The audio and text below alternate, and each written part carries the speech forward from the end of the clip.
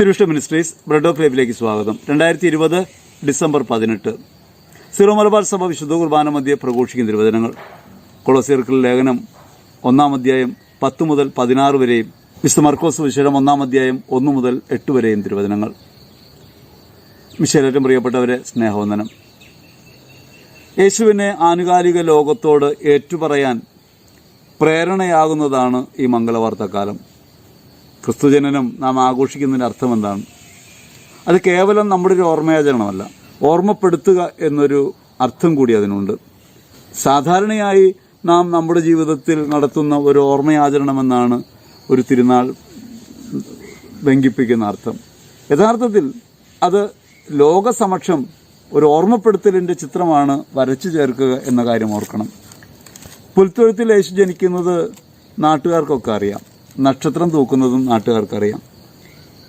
നാട്ടുകാർ ഇന്നുവരെ അറിയാത്ത, ലോകം ഇന്നുവരെ അറിയാത്ത, നമ്മുടെ സുഹൃത്തുക്കളും ചുറ്റുപാടുള്ളവരും അറിയാത്ത ഒരു ക്രിസ്തു ജനനത്തെ എപ്രകാരമാണ് അനുഭവപ്പെടുത്താൻ പറ്റുക? ഗൗരവമായി ചിന്തിക്കേണ്ട ഒരു വിഷയമാണ്. ഈ ഭൂമിയിൽ ക്രിസ്തു ജനിക്കുന്നതിന് മുൻപ് സ്നാപകനെ വിടുന്നുണ്ട്. ഇതാ, അവന് മുൻപേ എൻ്റെ ദൂതനെ ഞാൻ അയക്കുന്നു.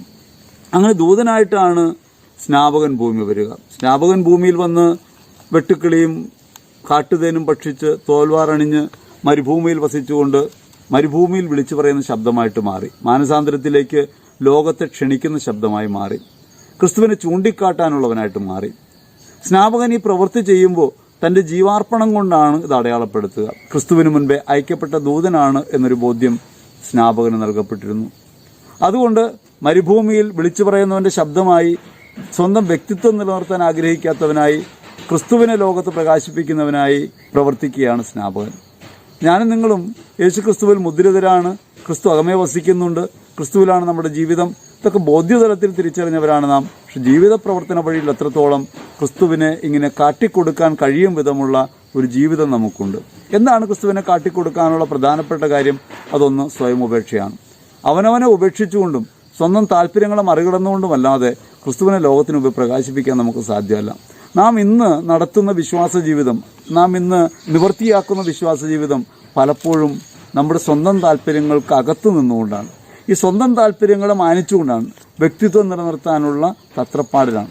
ഒരു സാമൂഹിക തലത്തിലേക്ക് അല്ലെങ്കിൽ സമ്പൂർണ്ണ വ്യക്തിത്വമാകുന്ന ക്രിസ്തുവിലേക്ക് ഉയരാൻ കഴിയും വിധമുള്ള അപരത്വബോധമോ അവരിനെ കരുതലോ അവരിന് വേണ്ടിയുള്ള ജീവാർപ്പണമോ പലപ്പോഴും ഉണ്ടാകുന്നില്ല.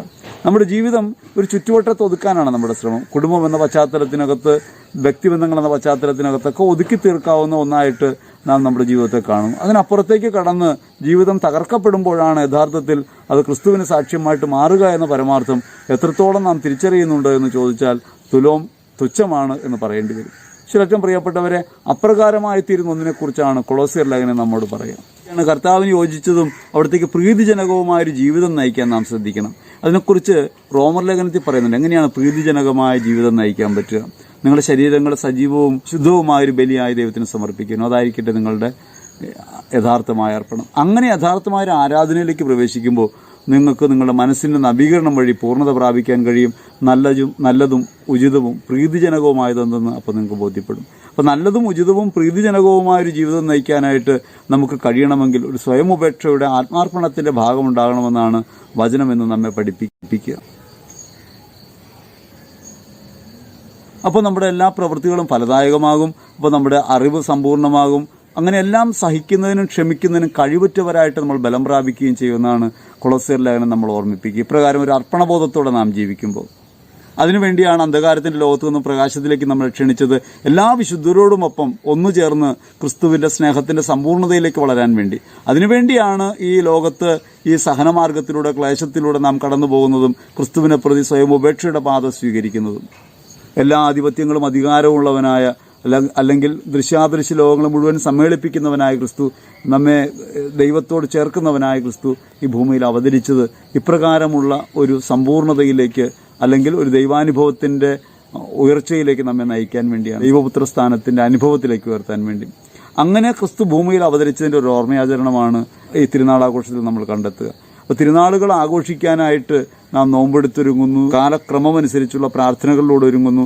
അവയെല്ലാം നമ്മെ കൊണ്ടെത്തിക്കേണ്ടത് ജീവിത വഴിയിലുണ്ടാകുന്ന ഒരു സമഗ്രമായ മാറ്റത്തിലേക്കാണ്. ആനുകാലിക ലോകത്തിന് മുൻപിൽ ബാഹ്യമായ അടയാളങ്ങളിലൂടെ അല്ലാതെ ക്രിസ്തുവിനെ എങ്ങനെ പ്രകാശിപ്പിക്കാമെന്നതിനെക്കുറിച്ച് ഗൗരവമായൊരു ചിന്ത എനിക്ക് നിങ്ങൾക്കുണ്ടാകേണ്ടതുണ്ട്. ഭൗമികമായ സാധ്യതകൾക്കകത്ത് എങ്ങനെയാണ് അദൃശ്യലോകത്തിൻ്റെ പ്രകാശം പരത്താൻ കഴിയുക, മൗതികമായ സഭയുടെ തെളിച്ചം കാട്ടാൻ കഴിയുക. അതിനാവശ്യമായ ജീവിതം നയിക്കാനാണ് യഥാർത്ഥത്തിൽ ഈ മംഗളവാർത്തക്കാലത്ത് നാം പരിശ്രമിക്കേണ്ടത്. ഈശ്വരറ്റം പ്രിയപ്പെട്ടവരെ, നമ്മുടെ ജീവിത ചുറ്റുപാടുകൾക്കകത്ത് സ്നേഹത്തിൻ്റെയും കരുണയുടെയും അവരന് വേണ്ടി സ്വയം അർപ്പിക്കുന്നതിൻ്റെയൊക്കെ ജീവിതം നയിക്കാനായിട്ട് നമുക്ക് കഴിയേണ്ടതുണ്ട്. ജീവിതം ക്രിസ്തുവിനെ അടയാളപ്പെടുത്തുമ്പോൾ, ലോകത്തിന് മുൻപിൽ ക്രിസ്തുവിനെ നാം ഏറ്റുപറയുമ്പോൾ രക്ഷയുടെ അനുഭവത്തിലേക്ക് നാം പ്രവേശിക്കുകയാണ്. അപ്രകാരം രക്ഷാനുഭവത്തിൻ്റെ സമ്പൂർണ്ണത, ക്രിസ്തുജന്മത്തിൻ്റെ സമ്പൂർണ്ണത ഹൃദയത്തിൽ അനുഭവിക്കാൻ, വ്യക്തിജീവിതത്തിൽ അനുഭവിക്കാൻ ഞങ്ങളെ ബലപ്പെടുത്തണമേ. ഹൃദയപൂർവ്വം പ്രാർത്ഥിക്കാം.